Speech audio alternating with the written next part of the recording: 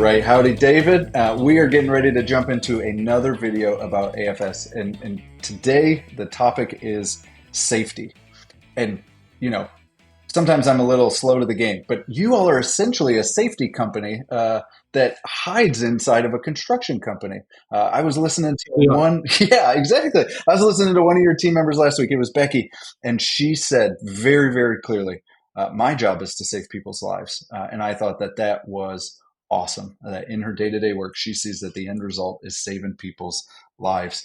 So why is that constructive work that's pointed at safety, why is it so important for AFS and for your customers? Well, like Becky said, I mean, we're installing fire protection systems, whether it's fire sprinklers, fire alarms, fire extinguishers. We're testing the pumps in the backflows to make sure that they have, I'm going to mention it again, the integrity to function like they're supposed to. Our slogan has always been protecting what you value most. When we take that into what you value most, okay, and you as the end user, most of the projects that we work on are multifamily projects, and that's your home, and that's where your family they sleep, they eat, they get up in the morning. Uh, Whether it is a somebody has a stove fire and the fire sprinkler comes on and puts it out, well, that's great, but then the alarm system actually notifies everybody else in the building that there's a potential problem so that they're aware and they can get out of the building. So what we're installing matters to them. It's protecting what they value most, which is Mm. their family. What's the old saying? The king of the castle. That's where they live. Everything they have is right there. Their personal belongings, their pets, their children, their family heirlooms, their keepsakes. It's all at their home, and we're installing a system that will protect that for them.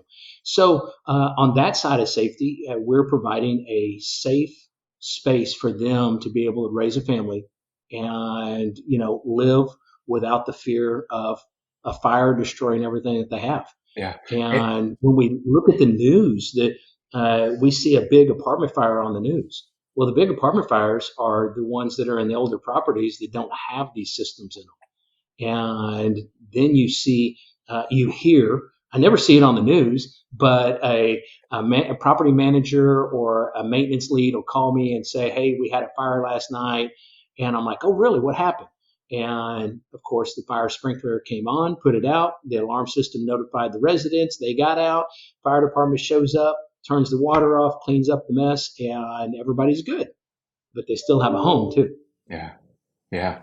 And and to get that level of safety for people, you all do a lot of work, and you would not ask me to go do some of the things that you do. I think about y'all's work, and I think about power and water, and those don't always mix extremely well together. I think about the need for everything to fit securely, and that, like you said, you do multifamily, and there's more than just one level going on here. Talk to me about the importance of safety on the job and how it relates to American Fire and the work that y'all do. So safety has come so far in the last 100 years. I mean, you look at all of the old videos of the guys working on the Empire State Building, and there there wasn't safety involved there.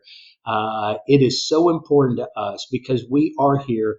If we go back to, we've talked in videos about integrity, we've talked about protecting what you value most. Well, one of the things we value most is our team members and their families. And we want to make sure that they have an opportunity to go home every day. So the PPE that is needed on a job site, we go through lift training, and there's a lot of guys like me out there that I feel like I can operate any piece of equipment. But in all fairness, I need to have lift training. I need to know how to do it properly. We had a long time ago at another company, we had somebody that came out on a job site on a weekend and they were trying to get something done.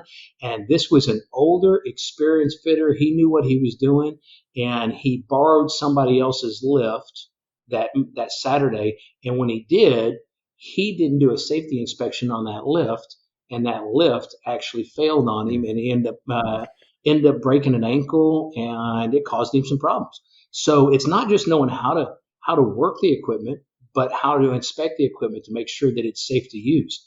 When you're on a ladder and you're on a you're 20 foot in the air, you need to be tied off. There's safety equipment to keep you from falling. We wear hard hats. We had an employee a few years ago that walked out of a building and somebody dropped a piece of metal over the side of the building. Fortunately, he was wearing his hard hat and it literally hit him right in the head. But the hard hat helped him. Eye protection when you're drilling.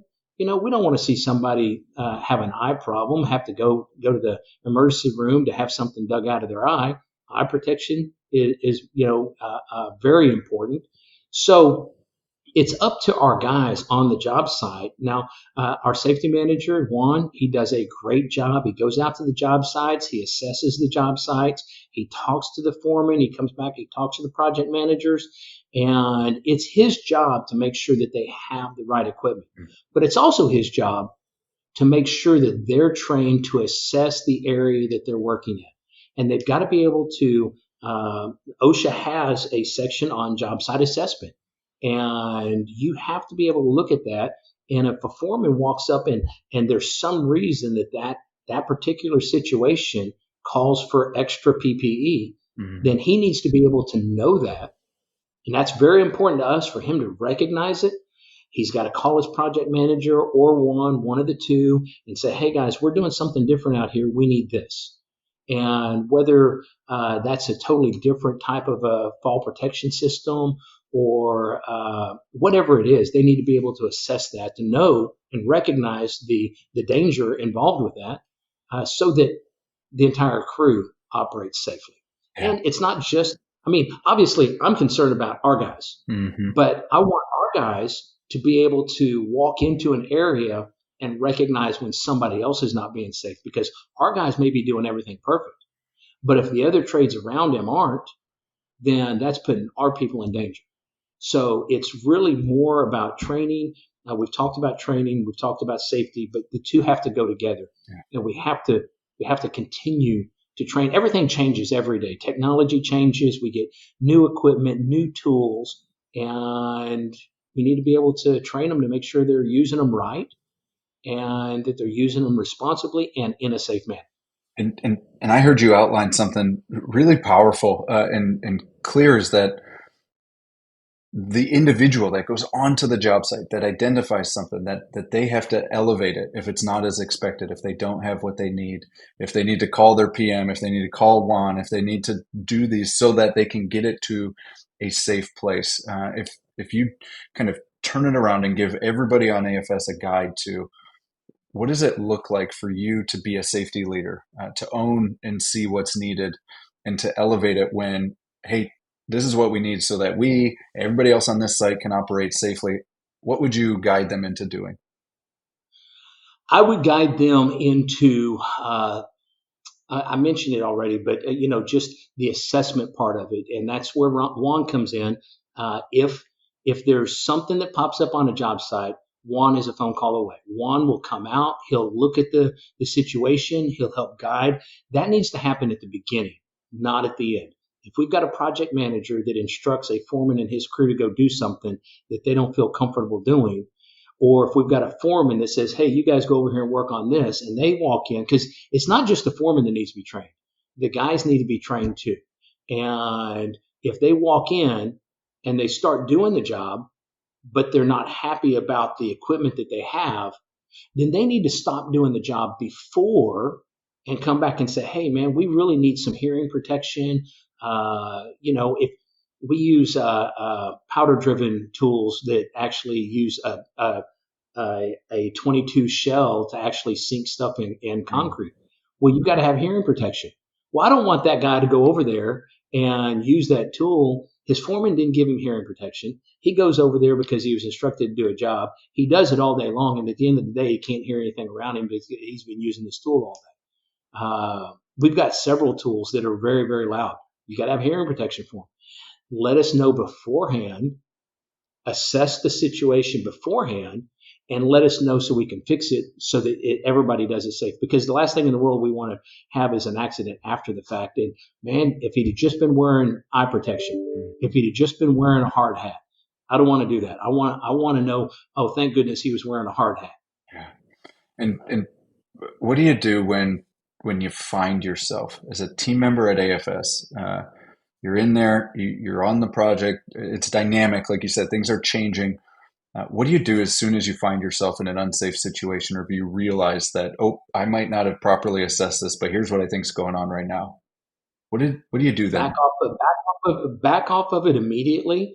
Whether it's a piece of equipment that is not been maintained right, or you're working in an area that you just feel is dangerous, and maybe you need to be tied off. You know, once you recognize that there's a problem, you need to immediately stop. Go back to your immediate supervisor, whether that's a foreman or if it's a foreman on a job site. Call your project manager. Don't feel like you can't call Juan. That is exactly what he is paid to do. If he's available, he's going to come out there immediately. He's going to help you get what you need. Our goal is to keep our people safe, no matter what. You started it that way, but just saying we protect what you all value most, and as you have said it time and time again for AFS, we value our people. We protect them so that they're safe and so that they can go home to their families. Well, and if I think that protecting what you value most, think about that for a second, Mhm. because if we've got a crew on a job site, well, what do they value most? Well, they value their family most, and that's good because we want them to, and we value them most, so therefore we want them to go back home to their family every single night, be able to work, make a living, not have to worry about how they're going to pay bills because they can't work. They broke a leg or something. We know workers' comp doesn't pay near as much as they would make when they're on the job.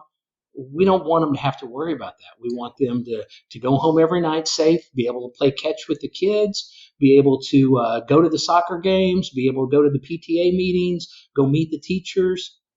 That's important to us.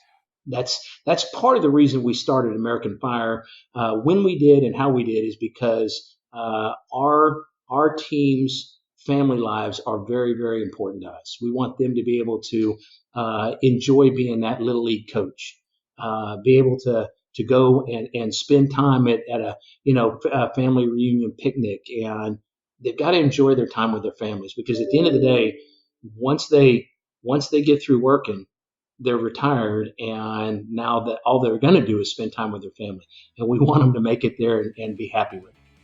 Awesome. Love it. What a great encouragement, reminder, and outline how to be safe and serve people well. Thank you, David. Absolutely. Thank you, John.